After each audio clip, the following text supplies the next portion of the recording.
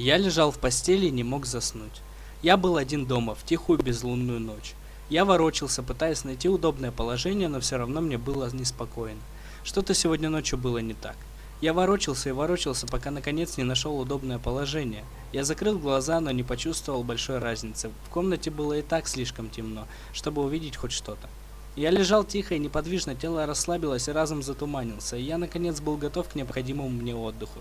Вдруг тишина была нарушена, мои глаза широко открылись, а в голову сразу полезли страшные мысли. Почти без всяких сомнений, это был звук удара кулака по стеклу, но нет, этого не может быть. Зачем кому-то будить незнакомого человека у него дома? Подумай логически, если кто-то хочет ломиться, то зачем ему стучать в окно? Они просто разбили бы окно, вломились в дом и наделали много шума, либо пытались бы вести себя как можно тише, зачем стучать? Монстров не существует. Я немного успокоил себя и мог бы просто посмотреть в окно, но я отвернулся в другую сторону, слишком напуганный, чтобы повернуть голову. Боясь увидеть свой самый большой страх за окном, и все же, что это может быть? Может быть, пара птиц ударилась мне в окно? Нет, это слишком неправдоподобно. Может, это какие-нибудь детишки гуляют и стучат в окна, чтобы повеселиться? Это возможно. Давай еще подумаем. Может, это мое воображение? Может быть, я услышал обычный скрип в доме, и моя паранойя превратила его в стук? Нет, определенно это не мое воображение. Эти чертовы дети постоянно шалят. Не сдадутся, пока не получат какой-то реакции. А может быть, какой-нибудь ужасный урод стоит на улице, который только и ждет, когда я выйду, чтобы напасть на меня. Не будь параноиком. Кроме того, он снаружи, я внутри. Пока я не услышал треск стекла, я знаю, что я в безопасности. Монстров не существует. К этому же я еще не совсем сюда переехал. Может быть, эти дети поймут, что я крепко сплю и оставят меня в покое. Нет, это не могут быть дети.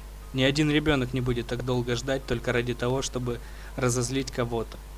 Им бы просто стало скучно, и они двинулись бы дальше. Но что бы это могло быть? Почему серийный убийца из всех людей на свете выбрал именно меня? Почему?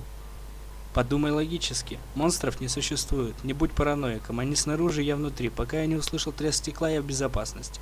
Но если это не монстр и не убийца, тогда кто? Просто притворись, что спишь, и может они уйдут. О боже, я не могу не думать об этом стуке. Я ненавижу этот непрекращающийся шум. Пожалуйста, уходите, оставьте меня в покое, я теряю надежду.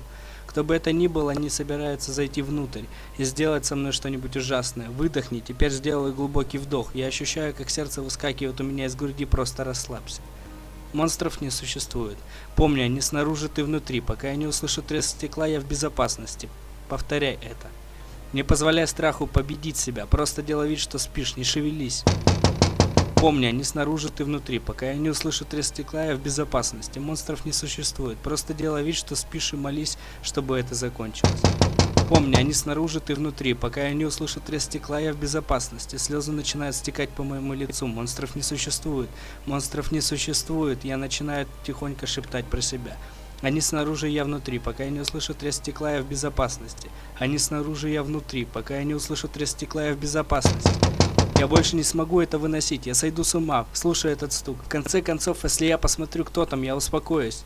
Сделай глубокий вдох. Я повторяю себе еще раз. Они снаружи, я внутри. Пока я не услышу треск стекла, я в безопасности. Они снаружи, я внутри. Пока я не услышу треск стекла, я в безопасности. Я делаю еще несколько вдохов. Мое сердце стучит с такой силой, что готово вырваться из груди.